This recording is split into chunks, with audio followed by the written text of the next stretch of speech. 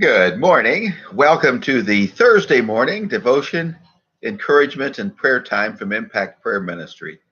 My name is Tom Limler. I'm a staff member to run Church of Christ in South Bend, Indiana, as well as the director of Impact Prayer Ministry. A little bit late start this morning. Snow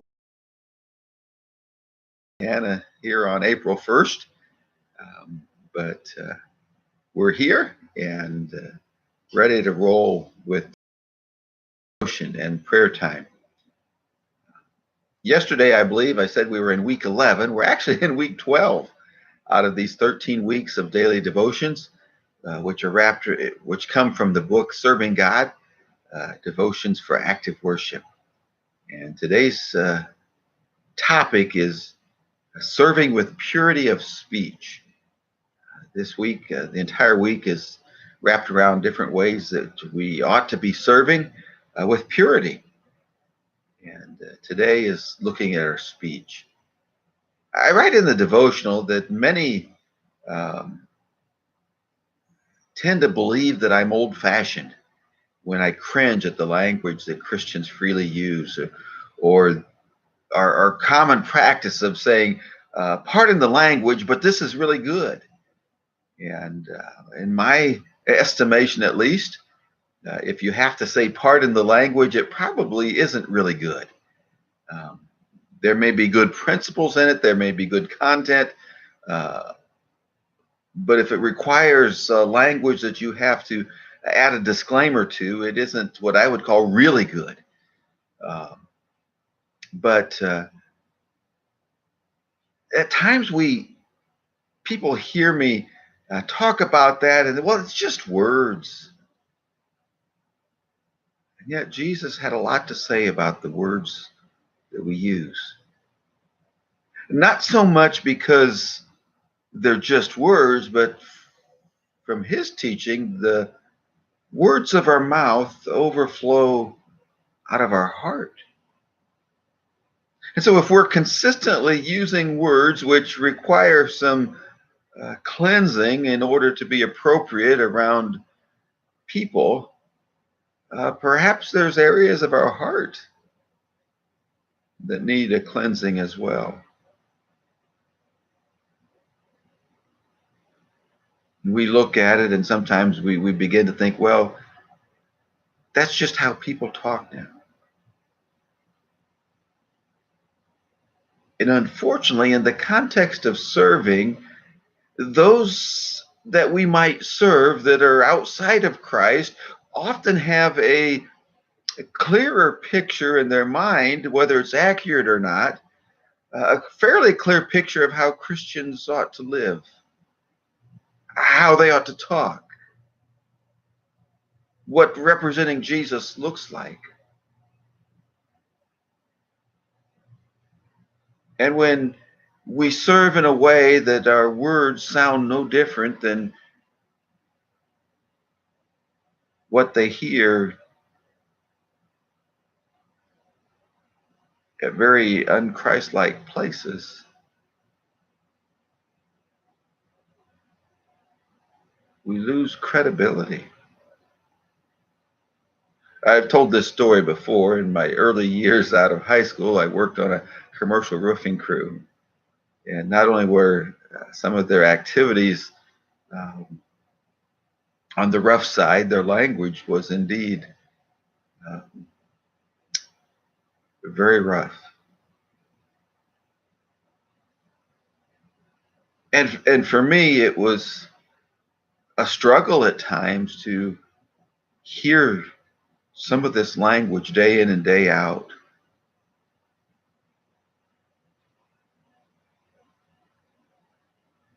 And I discovered that when I was on my own, when things got frustrating, when I wasn't around people, or I didn't think I was around people, that in my anger, in my frustration, in various things in my life, those words would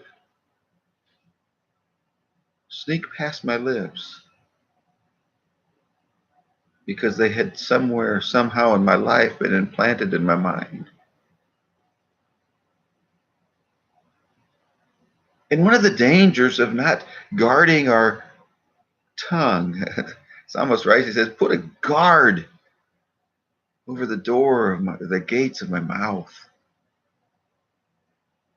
that my speech would be pure.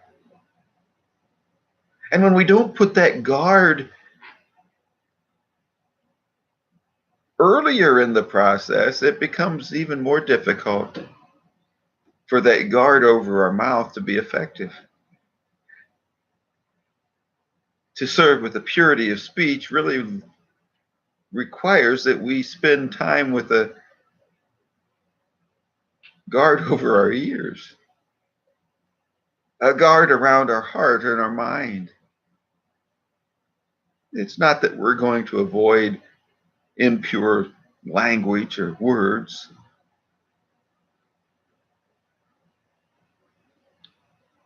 but we can choose how long we let them settle in our mind and how much they just bounce off. But I also want to look at this idea that a purity of speech is not just in the content of the words we use. There are people that would never dream of using curse words or foul language or words anyone would consider objectionable in and of themselves.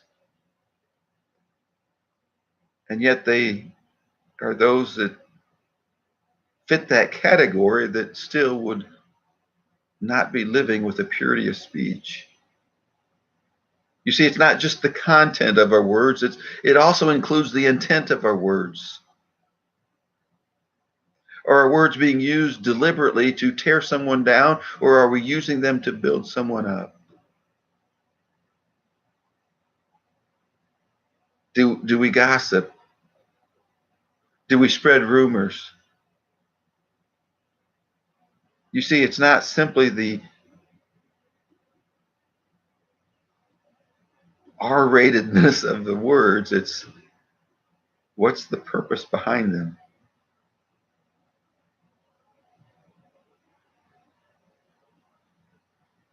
Are we truthful? Do we embellish the truth to make ourselves look good or to make someone else look bad? Or just because we've become accustomed to not being truthful?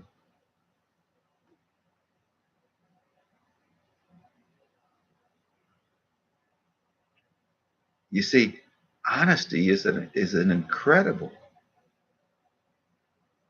tool. The wisdom to use that honesty goes a long way into purifying our speech. See, as we serve people, and especially I believe in today's culture, we've become, out of necessity, rather skeptical. There's always fine print, there's always a catch, there's always something in a person's speech and what they're presenting that isn't fully accurate. And because that's so true in so much of what we experience in our culture, when we serve people on behalf of Jesus, they're looking for that catch. They're looking for that moment where they can point at us and say, I knew this wasn't real. And when we serve with a purity of speech, when our intent, when the words that we use are well thought through and they're accurate, they're not designed to be misleading. And it's not saying that we're not misunderstood at times, especially when we begin to serve cross-culturally, whether it's someplace different in the world or just someplace different in our community, that things are done differently by different groups of people. And the way I say something may mean one thing to those that are a part of my family, but it may mean something completely different to those that live in a different region of the United States or the world or even in my own community. And so it's not that we're not being misunderstood at times, but again, the overflow of the heart is my speech being given with pure intentions. I believe that it's those consistent, pure intentions that can overcome those misunderstandings. There are times as I've had opportunity to serve people that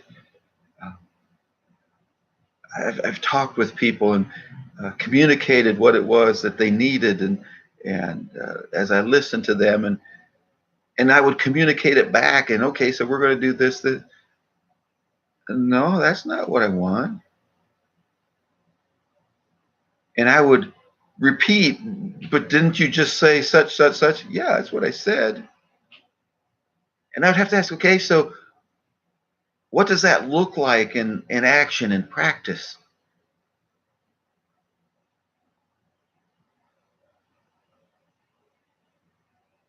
And I would get a more detailed description. A purity of speech says I'm looking beyond having the right words. I'm looking to understand and to be understood.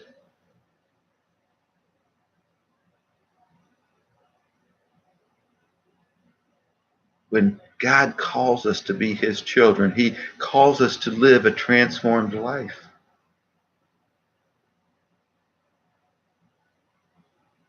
That so many times we think we have to become like the world in order to win the world, and yet all of that results in is that the world wins us. And God calls us to be in the world but not of it. To be a peculiar people, I believe the King James Version uses.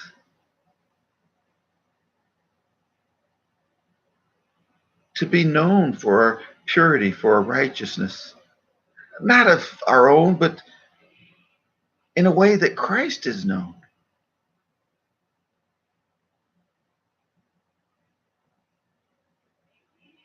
Today, as we consider how God would have us to serve him by serving people, I would encourage each one of us to ask God to help us, by the help of his Spirit, to examine our speech.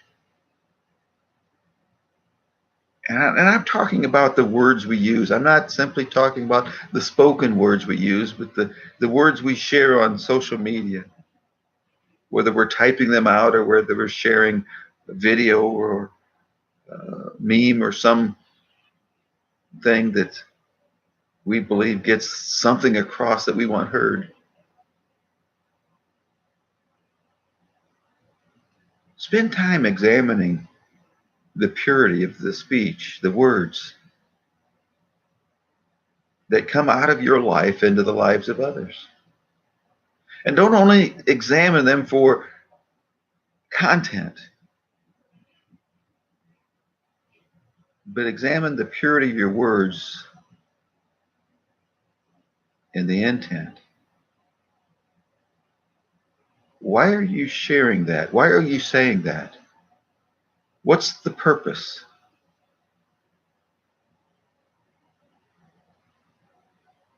Is it to build up? Is it to encourage? Is it to help? Is it to inform? Or is it to make someone else look bad? Is it to get that little jab, that dig into their life?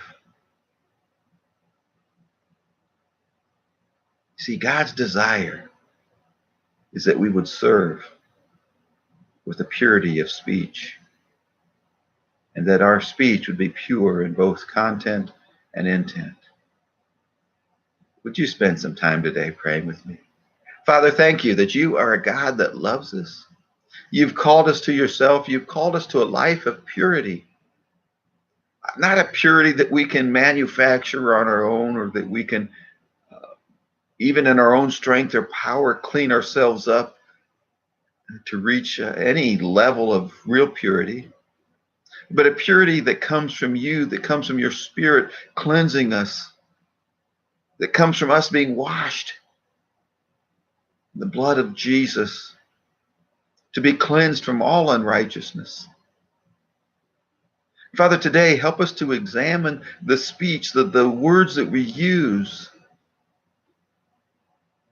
Help us to consider how often we use words that are inappropriate, or words that we make a disclaimer on, thinking somehow that by letting people know up front they're inappropriate, that it's okay. But Father, more importantly, probably help us to examine the intent of our words. Why we're using the words that we use, the language that we use, the words we type and share and post. And as we examine everything about the words in our life, may we become more focused than ever on your word. And may we gain insight and understanding and practice of purity of speech as we spend time digesting your word and letting it soak deep into our life, so that it is what overflows out of our heart. Father, as I pray for the children in our homes, our schools, our churches, our communities, I pray that we can be the models for them of what purity of speech looks like in all aspects of our life. And I pray that they would value having speech that is pure, that represents Jesus well in everything that they do. I pray that they would be protected from so many influences that are planting words into their mind and their heart that are not pure or noble or trustworthy or beneficial to anyone, but rather words of hatred and division and anger. And I pray that their heart and mind would be guarded against those sources that are some very obviously planting, and others that are very discreet about planting these words. And Father, may we as the parents, as the adults, as the mentors, be the examples of guarding what we allow into our mind and into our hearts. And when we notice things flowing out of our mouth that aren't what they should be, may you help us to examine our heart to see why the overflow is not appropriate, why it's not pure.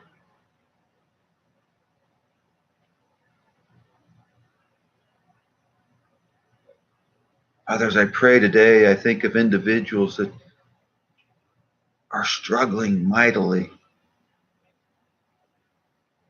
Some are struggling mightily with health, that are dealing with COVID symptoms and pneumonia as a result of COVID. And I pray that you would strengthen them, that you would bring healing and rest to their body, that their recovery would be soon. Others are struggling mightily with simply living life. And the weight of the world seems to have come and rested upon them in such a way that they're discouraged, they're disheartened, they're seeing no way up, no light. And I pray that you would lift their face to yourself. As they lift their face to you, that they would know the one who has promised to carry their burdens. Father, for all of us, may we be observant to those that are struggling in any way. that we can be the help, the encouragement, the sharer of the burden, to help lighten their load, to help represent Jesus well. Father, today as we live life, may we pay great attention to the purity of our words.